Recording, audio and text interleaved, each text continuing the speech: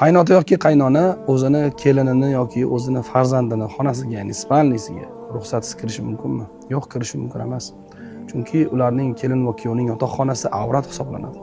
U yerga kirishdan oldin ulardan izn so'raladi.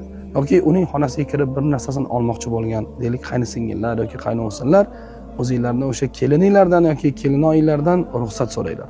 Kelinoyi yoki kelin, shu narsangizni olib tursam maylimi, ishlatsam bo'ladimi deb so'rang. Bu odob bo'ladi. Sizning odobingiz, sizning xulqingiz bo'ladi. Chunki siz o'sha beodoblik qilib kirib ketayotgan paytingizda ikkinchi tomonga mana shu qilig'ingiz yoqmas. Ya bu uy meniki, men qurganman yoki men sotib olganman, yo bu uyda men xo'jayinman degan narsa u joyda ketmaydi.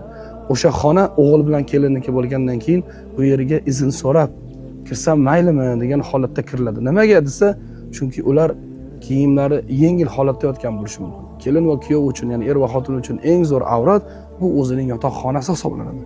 Shunday ekan u yerga kirishdan oldin, ya'ni qaynota bo'lsin, qaynona, u qaynota o'zi kirmaydi-yu, qaynona yoki qaynisingil olsinlar, albatta nima qilish, izn olib, ruxsat olib kirsinlar.